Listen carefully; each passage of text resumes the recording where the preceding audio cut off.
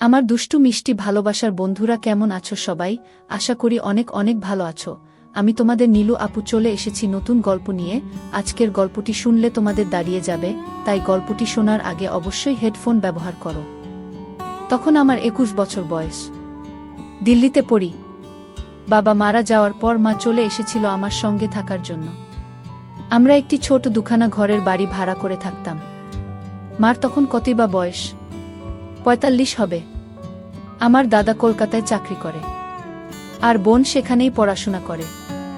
আমার পড়াশোনায় সুবিধে হবে বাড়িতে কেউ রান্নাবান্না করে দিলে, তাই মা আমার সঙ্গেই থাকা মনস্থ করেছিল। মার তখন ভরা জোয়ার, গায়ের রং ফর্সা, এমনিতে ছোটখাটো, তবে সুন্দর করে সাজলে লিপস্টিক লাগালে লোকজন ঘুরে তাকানোর মতো চেহারা। বিশেষ করে স্নান করে বেরিয়ে আসার সময় যখন চুল ঝাড়ত আর গায়ের কিছু কিছু অংশে ভেজা শাড়ি লেগে থাকত, তখন দারুণ লাগত। একটু জমেছিল গায়ে, কিন্তু মায়ের দিকে তাকিয়ে আমার চোখ থমকে যেত। চোখ সরিয়ে নিতাম মা কিছু বোঝার আগে। মা এমনিতে পড়তে ভালোবাসে, দিল্লির গরমে তো বটেই। আর শাড়ির মধ্য দিয়ে যখন মায়ের উঁচু হয়ে ওঠা দেখতে পেতাম, তখন আমার ভেতরটা ধক করে উঠত। স্লিভলেস হলেও খুব একটা ডিপ কাট নয়, আর ঢাকা থাকত, শুধু দিকে অনেকটা অংশ খোলা আর নিচে অনেকখানি অংশ দেখা যেত। নিচে শাড়ি পরত কিনা পরিষ্কার দেখা যেত, মনে হতো যেন মাখন দিয়ে তৈরি। দিল্লির বাড়িতে শোবার ঘরে মাই শুত, আমি বাইরের ঘরে একটা চৌকিতে শুতাম। মাকে ওইরকম দেখার পর আমার ফুলে উঠত। বাইরের ঘরে প্রাইভেসি ছিল না বলে তখন বাথরুমে চলে যেতাম, কচলে বার করে তারপর শান্তি চোখ বুজে মাকে ভাবার চেষ্টা করতাম। বাইরে থেকে দেখে যতটুকু কল্পনা করা যায়, মায়ের দুটো দেখতে কেমন, সেগুলোর রং কেমন, এইসব। তারপর ভাবতাম মায়ের নিচের দিকটা কেমন, ওখানে ঘন ঘাস পাতার মধ্যে মায়ের কথা ভাবতে ভাবতেই আমার বের হয়ে যেত। কিন্তু বাইরে আসার পর আবার যখন মাকে দেখতাম, তখন আবার ফুলে উঠত আমার। সব সময় দাঁড়িয়ে থাকত আমার চোখের সামনে ঘুরত মায়ের ছবি। আমি সুমনা, দীপুর মা। দীপুর পড়াশোনার সুবিধে হবে বলে আমি ওর সঙ্গে দিল্লিতে থাকি। শুধু সেই জন্য নয়, দীপুকে আমার অন্য একটি কারণে পছন্দ। সে ওর দাদার মতো মোটা থলথলে নয়, বেশ ফিট চেহারা, ব্যায়াম করে, এক্সারসাইজ করে, কোকটা লোম। 21 বছরের দীপুকে দেখে আমার মনে হতো একজন সত্যিকারের পুরুষ মানুষ দেখছি। আরেকটা কারণ হলো ও অনেক বেশি হাসি খুশি, আমার সঙ্গে খোলামেলা। তাই ওর কাছে থাকতে আমার ভালো লাগে। ওর দিকে তাকিয়ে, বিশেষ করে দীপু যখন বাথরুম থেকে চান করে তোয়ালে পরে বেরিয়ে আসত, তখন যে আমার কিছু হতো না সেটা বলবো না। আমার কোনোদিন আর কোনো মর্দের সঙ্গে সুযোগ হবে না, এটা ধরেই নিয়েছিলাম। কিন্তু মাঝে মাঝে ইচ্ছে করত দীপু আমার হাত দিক। এক এক সময় স্বপ্ন দেখেছি দীপু আমাকে ওর মাংসল হাত দিয়ে আমার দুটো শেষ করে দিচ্ছে, কিন্তু পরক্ষণেই ভেবেছি সেটা কখনো সম্ভব নয়। তবে নিজের লুকিয়ে রাখার চেষ্টাও করিনি, তাই বলে সালোয়ার কামিজের বদলে শাড়ি পরতাম। সালোয়ার কামিজে একটা সুবিধে হলো ওড়না না পড়লেও হয় বাড়িতে, আর তখন বাহার দেখানো যায়।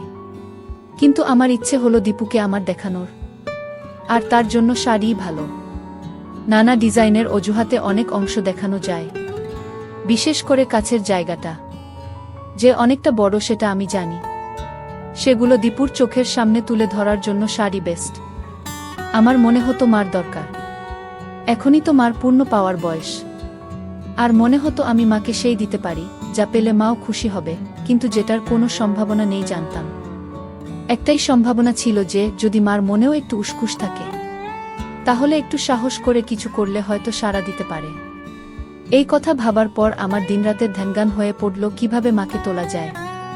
কি টোপ গিলতে পারে মা? মার খোলা দেখে মনে হতো মারও নিশ্চয়ই মন আনচান করছে, কিন্তু কিছু বলতে পারছে না। আমি প্রায় ভিডিও দেখি, গল্প পড়ি, সেখানে মার সঙ্গে ছেলের সম্পর্ক নিয়ে অনেক কথা থাকে। ছবি ভিডিও তো আছেই, কিন্তু কি করে ওই অবস্থায় পৌঁছাবো সেটার কুল কিনারা পাচ্ছিলাম না। একবার মনে হলো রাত্রিরে মা শোবার ঘর থেকে রান্নাঘরে যায় জল আনতে বা পরের দিনের রান্নার জিনিস গোছাতে। আমি ভাবলাম ওই সময় যদি আমি বাইরের ঘরে শুয়ে হয়ে শুরু করি তাহলে কি হবে, কিন্তু অনেকবার ভেবে ওটা বাতিল করলাম। মা যদি উল্টো রেগে যায়? আমি যে স্বপ্নে বিভোর হয়ে থাকতাম সেটা হলো মা আমার সামনে নিজেকে ধরছে আর চাইছে আমি মার সঙ্গে। কল্পনা করতাম মা আমার সামনে একদিন রাতে এসে দাঁড়াবে, বিয়ের সাজের বুয়ের মতো তার একটা একটা করে আমাকে দেখতে দেবে।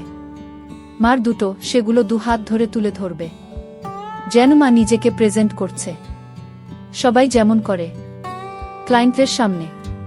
কিন্তু আমাদের সম্পর্ক ঠিক বাবু আর ওদের মতো হবে না, হবে প্রেমের, ভালোবাসার। মার মুখে চোখে লজ্জা থাকবে, প্রেম নিবেদনার গরম ভয় শরম সবকিছু মেশানো থাকবে। আর তারপর মা দেখাবে, টেনে ধরে দেখিয়ে দেবে। আমার স্বপ্নে আমি তখন উঠে মার হাত ধরে আমার উপর রাখব। এই সব ভাবি আর দীর্ঘশ্বাস ফেলি। প্রশ্নটা হলো কিভাবে মাকে দেখাব, কোন অজুহাতে? একবার দেখলেই আন্দাজ করতে পারব মার মনে কোনো সুপ্ত ইচ্ছে আছে কিনা। একবার ভাবলাম আমি যদি কোনো ভাবে মাকে ভিডিও দেখাতে পারি, ছবি বা ভিডিও, তাহলে হয়তো ওইদিকে মন যাবে ভাববে। কিন্তু সেটারই বা সুযোগ কোথায়? তখন ভাবলাম আরেকটু সাধারণ ব্যাপার থেকে শুরু করা যাক। একেবারে ভিডিওতে না গিয়ে যদি গোছের কিছু দেখাই, তাহলে মা কিছু টের পাবে না। আর আজকাল তো সেগুলোর কোনো অভাব নেই। প্রথমে একটু দাম দিয়ে হলেও ফ্যাশন ম্যাগাজিন রাখতে শুরু করলাম, যাতে কম মহিলার ছবি দেখে মায়ের মনে সুপ্ত বাসনা জেগে ওঠে। বিভিন্ন ডিজাইনের পাতাগুলো যে মা দেখছে সেটা লক্ষ্য করেছিলাম। একদিন সেরকম একটি ছবির দিকে তাকিয়ে থাকার সময় আমি বললাম, এই রকম একটা বানিয়ে নাও না তুমি। কথাটা শুনে অবাক হয়ে তাকিয়েছিল মা। এই প্রথম আমার মুখে কথা শুনে। আমি বললাম, তোমাকে ভালো দেখাবে। ছবিটা কাছে টেনে নিয়ে দেখলাম ছবি, কিন্তু অংশটা বেশ কিছু কাটা, আর দিকটাও লোকাট। আমি বললাম, তোমার পড়তে ইচ্ছে করছে। দীপু ওই ম্যাগাজিনগুলো আনতে শুরু করায় আমি খুব খুশি হয়েছিলাম। হয়তো দীপুও আমার দেখতে চায়, কাছে আসতে চায়, একটা অজুহাত খুঁজছে এমন মনে হয়েছিল। আমি দীপুর সামনে বসেই পাতাগুলো উল্টাতাম যাতে ওর নজরে পড়ে। এই ছবিটা আমি অনেকক্ষণ ধরে দেখছিলাম, তাই সে কাছে এসে বলেছিল, এরকম পড়তে চাই কিনা। দীপুর কথা শুনে মনে হয়েছিল দীপুকে আমার দিকে টানার চেষ্টা করব, ওকে তুলব। মা ছেলের মধ্যে সম্পর্কের সংস্কারটা একটা দূরত্ব আনবে ঠিকই, কিন্তু যদি ঠিক ঠিক কাজ করে যাই, তাহলে হয়তো সে আমাকে মা নয়, একজন মহিলা হিসেবে ভাবতে পারে।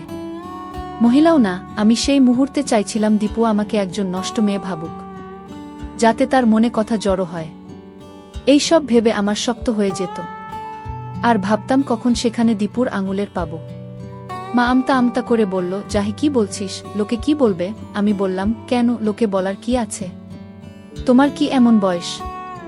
আর তোমার তোমার দেখো এই এরকম ভালো লাগবে। কথাটা শুনে মা লজ্জা পেল, মুখ লাল হয়ে গিয়েছিল এক মুহূর্তের জন্য। ধ্যাত বলে ছেড়ে দিয়েছিল, কিন্তু আমি ছাড়িনি।